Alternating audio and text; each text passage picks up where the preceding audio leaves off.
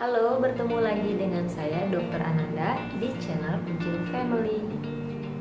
Nah, dalam video kali ini saya akan men-sharing pengalaman saya sebagai orang tua dalam mendidik putra-putri saya, menghukum mereka saat mereka tidak melaksanakan kewajiban mereka. Semoga video ini berguna untuk ayah dan bunda yang menonton video ini ya.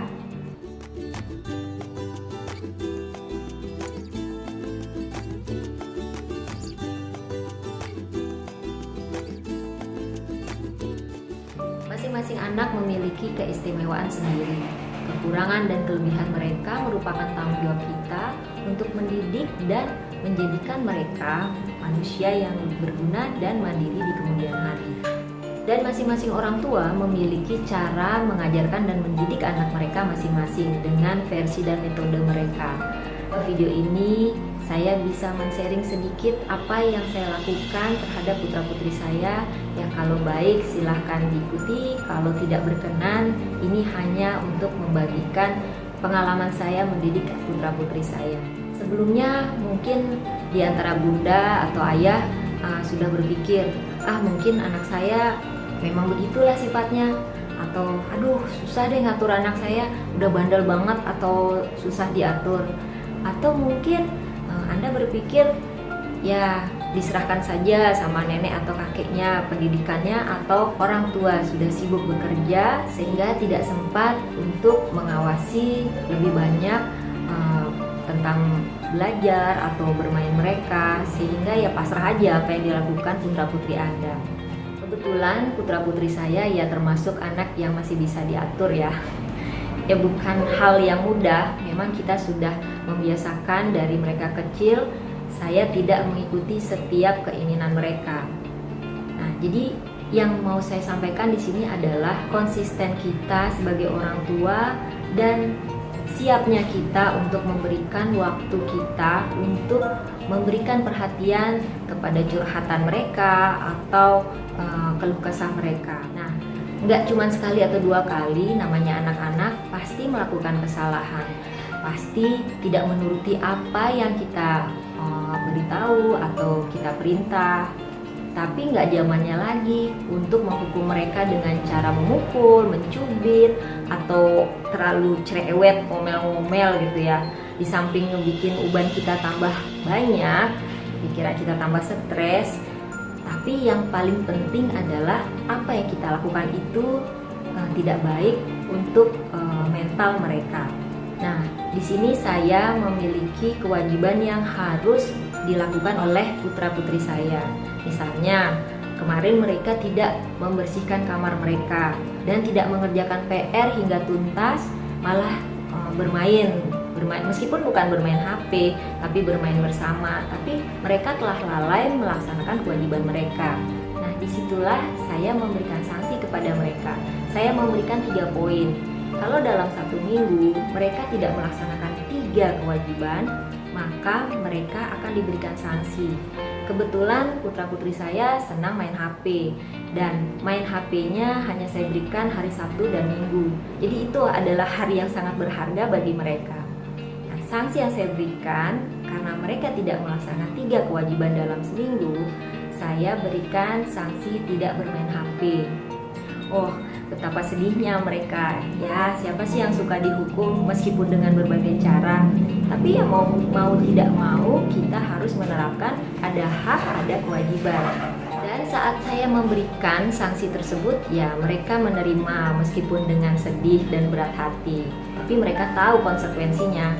Karena tidak melakukan kewajiban, maka mereka mendapatkan sanksi. Tapi ya karena kasihan juga, karena habis ujian terus nggak dapat main HP lagi. Nah, akhirnya saya punya pertimbangan. Jadi mereka boleh main HP asalkan mereka melakukan syarat yang saya berikan. Syarat itu yaitu belajar, menghafalkan. Kebetulan di sekolahnya waktu itu soalnya ada yang tidak bisa dan tentang Pancasila. Saya suruh mereka menghafalkan butir dari Pancasila atau menghafalkan pasal Undang-Undang Dasar 45. Kenapa saya memberikan 2 pilihan? Agar mereka seolah-olah memiliki hak untuk memilih, tidak strict mamahnya aja yang memberikan tugas, harus begini ya.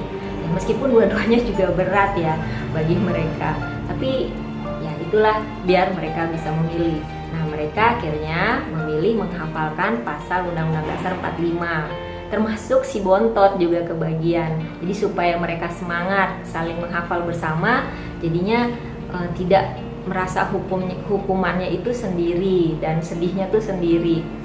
Lalu mereka saya berikan menghafal 3 pasal Undang-Undang Dasar 45. Kebetulan hari Sabtunya itu adalah keesokannya, jadi mereka hanya bisa menghafal dalam sehari semalam. Ya, mereka menyanggupi. Nah, sekarang tergantung kita dari orang tua, dimaklumi nggak hasil dari hafalan mereka.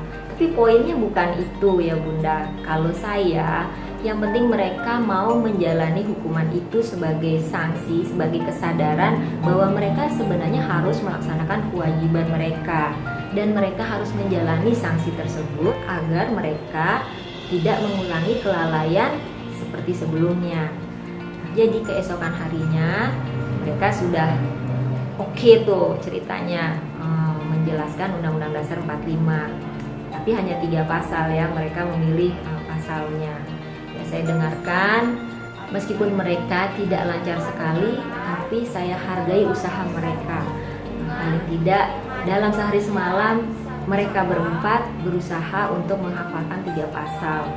Ya, dengan rasa senang, dengan rasa yang menggebu-gebu, bukan rasa marah atau emosi yang sebel banget sama mamanya karena memberikan tugas, memberikan sanksi.